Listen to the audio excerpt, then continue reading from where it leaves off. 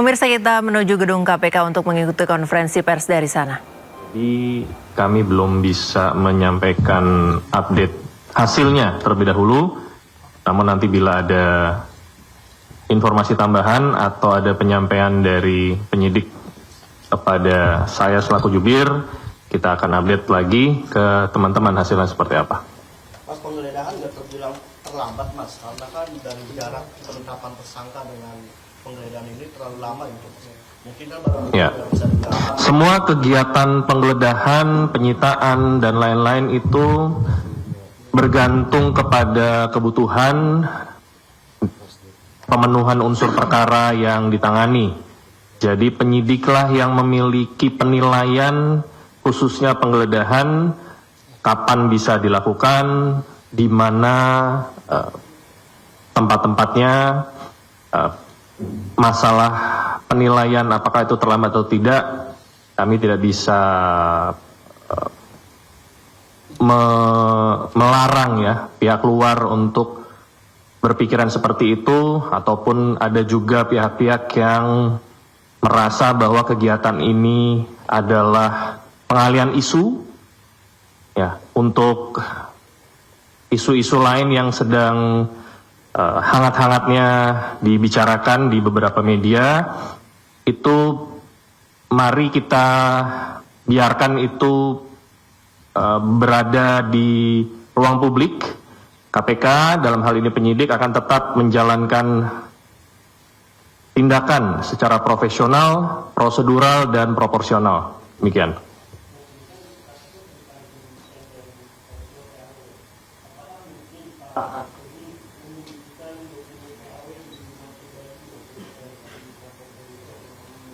Ya, saya tidak bisa berandai-andai apakah ada yang disembunyikan atau tidak, tetapi penyidik memiliki kepentingan dalam melakukan kegiatan penggeledahan, jadi kita tunggu saja nanti hasilnya seperti apa.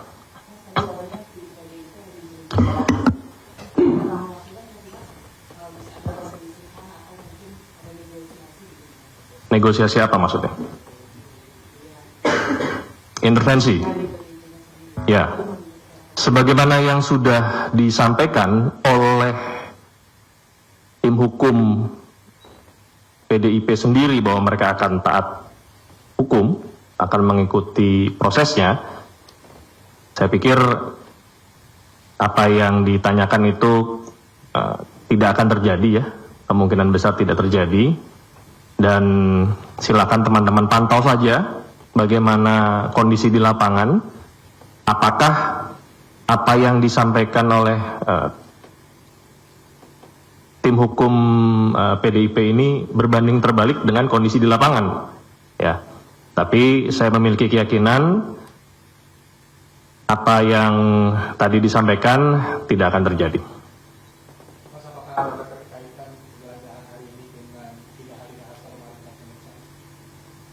Itu saya tidak bisa jawab karena kembali kegiatan penggeledahan ini merupakan domain penyidik. Kapan penyidik mau melakukan penggeledahan, alat bukti apa yang sedang dicari, itu sepenuhnya kewenangan penyidik. Apakah ada kaitan atau tidak? Saya pikir tidak ada, karena Saudara HK juga sudah menyampaikan konfirmasi ketidakhadiran, dan pasti akan dilakukan reschedule ya. Jadi sekali lagi kegiatan penggeledahan tidak ada kaitan dengan ketidakhadiran Saudara HK kemarin.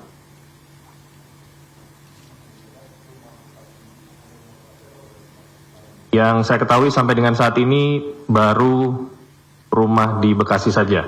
Apakah ada lokasi lain saya belum terinfo. Belum terinfo.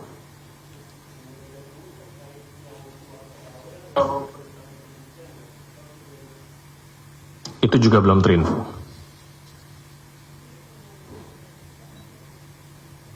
Gimana?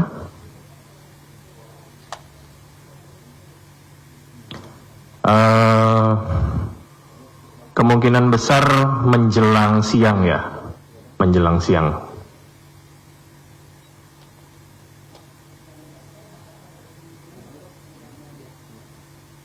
Belum terinfo. Belum terinfo.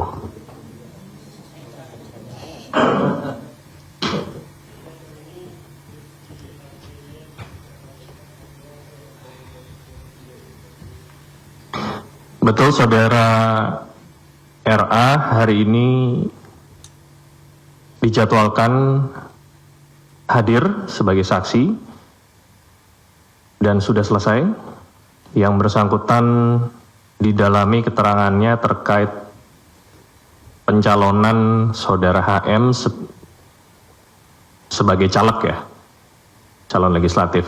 Jadi seputar itu yang ditanyakan oleh penyidik. Startnya saya kurang terinfo, yang jelas selesainya sebelum pukul 11 siang.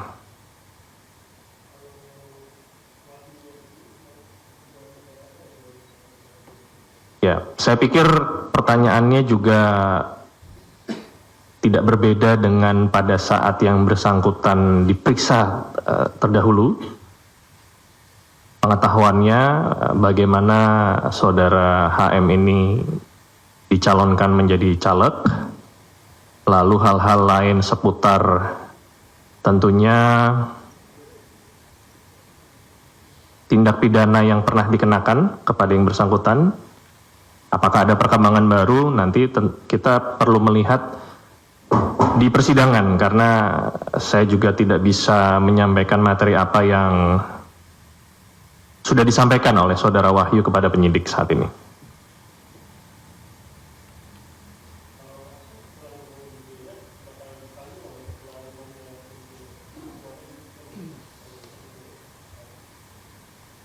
Ya, saya pikir pertanyaan itu sudah terjawab kemarin ya, bahwa yang bersangkutan tidak hadir dan akan di-reschedule. Namun reschedule-nya kapan masih belum bisa disampaikan saat ini.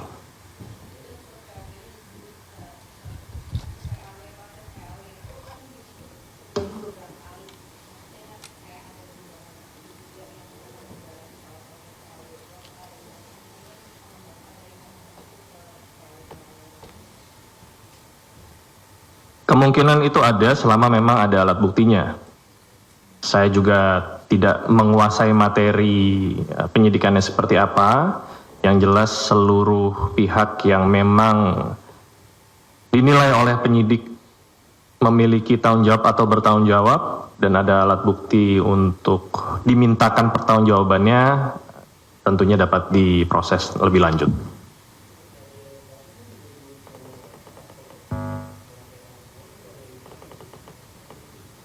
Ya, saya tidak tahu materi penyidikannya seperti apa ya. Kembali, penyidik yang memahami bagaimana konten perkaranya. Kalau seandainya memang apa yang disampaikan Mas Chandra tadi ada alat bukti segala macam, tentunya penyidik bisa melaporkan kepada pimpinan untuk dapat ditindaklanjuti.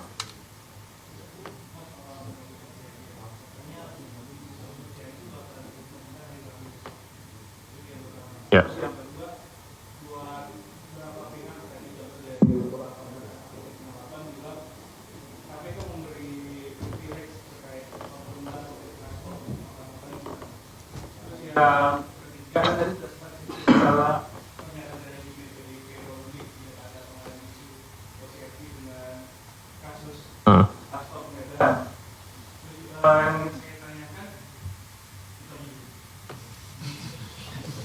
Oke, yang pertama pernyataan itu dari saudari Agustiani Tio bahwa dia akan dia akan hadir hari Rabu. Oke, kemungkinan itu benar, tetapi nanti saya akan konfirmasikan kembali ya sama penyidiknya benar atau tidak. Tapi kita tunggu saja hari Rabu, yang pertama. Yang kedua, KPK memberikan privilege. Kemarin saya juga sudah menyampaikan hal tersebut di doorstop bahwa penjadwalan ulang itu mahfum dilakukan di KPK bila memang saksi maupun tersangka ada kendala baik itu kesehatan maupun hal-hal lain yang memang dinilai oleh penyidik itu bisa dilakukan reschedule. Nah, apakah alasan saudara HK ini masuk ke dalam tindakan atau alasan yang patut dan wajar? Saya belum bisa menyampaikan itu. Yang jelas ada kesempatan pemanggilan atau reschedule kepada saudara HK. Saksi dan tersangka yang tidak hadir dalam pemanggilan yang sudah dijadwalkan, bila tidak ada konfirmasi pun, itu juga pasti akan dipanggil lagi 2 kali lah ya, ada kesempatan 2 kali. Jadi kita tunggu saja kapan penyidik akan melakukan pemanggilan kepada saudara HK. Dan bila memang yang bersangkutan tidak hadir, tindakan apa yang akan diambil oleh penyidik, nanti kita akan update lagi ke teman-teman jurnalis. Yang ya.